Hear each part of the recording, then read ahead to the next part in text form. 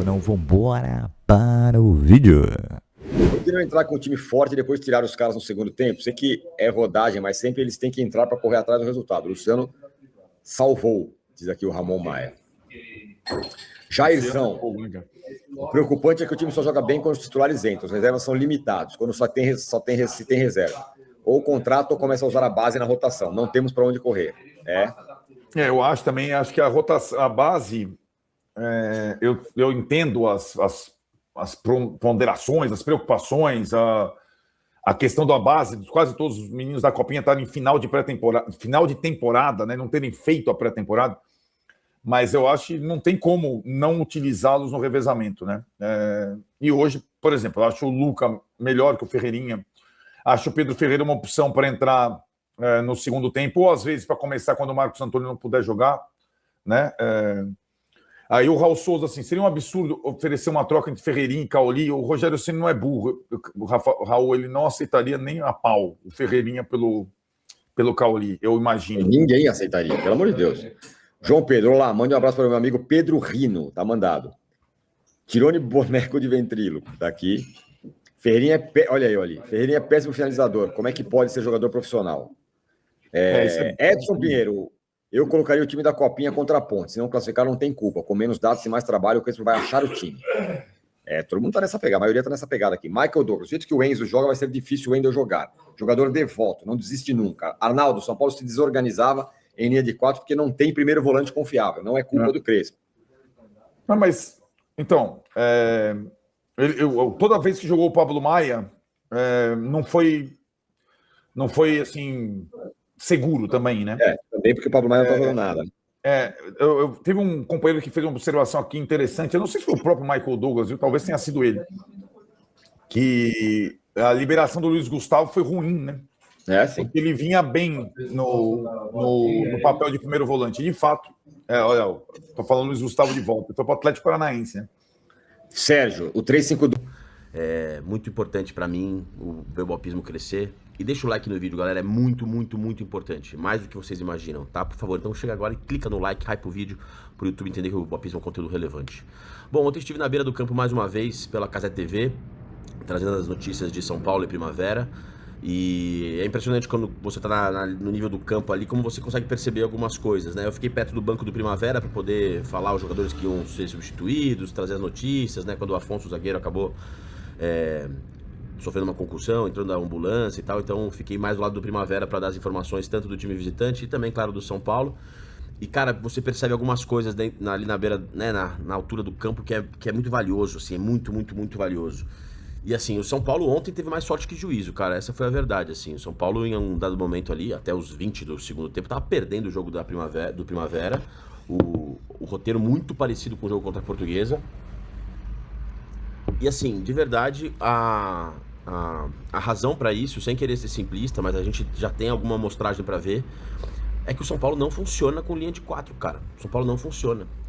Com linha de 4 e com 2 jogadores no meio de campo, assim, né? O São Paulo ontem jogou com 2 volantes no primeiro tempo e 3 zagueiros, mas no segundo tempo, quando o Crespo tira o Dória e coloca o Luciano, o São Paulo fica naquele 4-2-4, o famigerado 4-2-4, no meio de campo com Bobadilla e Marcos Antônio. 2 jogadores que não são marcadores exatamente, e 4 atacantes, né?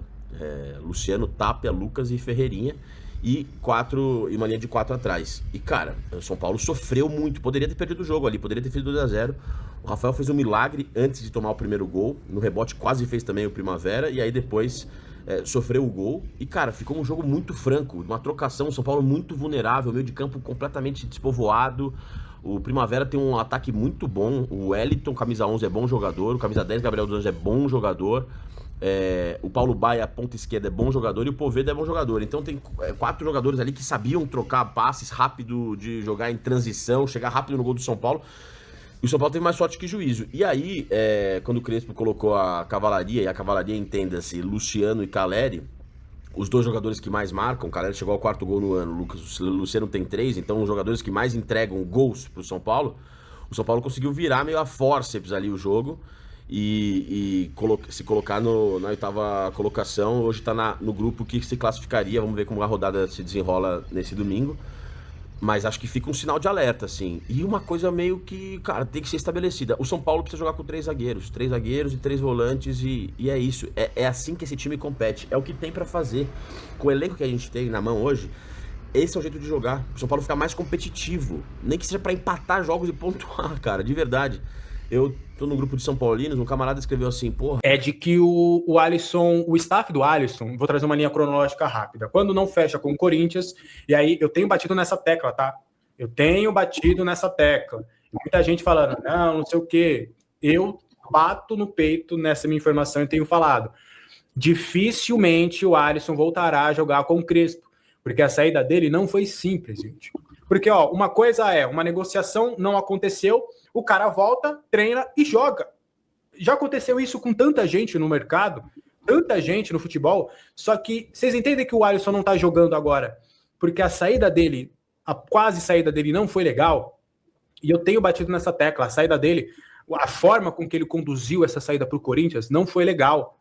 Não foi o elenco, beleza, o elenco, eles sabem dessa situação, e o elenco, tipo, a maioria dos caras estão tentando abraçar ele. O Rafinha tá tentando também apaziguar essa situação. Só que a situação pro Crespo não ficou legal, não ficou bacana. E o Crespo colocou ele como no fim da fila. Até da informação que eu tenho, ele tá atrás do Hugo e até do Jordan. Ele voltou para estaca zeríssima. E acho que o Crespo tá certo nessa situação. Ele teria que buscar esse espaço. Só que dificilmente jogará. Então, aí o staff sabe disso, é óbvio, o staff não é besta, e tá tentando colocar ele em vários mercados. E tá jogando, tá lá trabalhando, tá vendo possibilidades. E aí, uma das possibilidades que agradaram muito ao Alisson e à sua família foi os Estados Unidos, foi a MLS.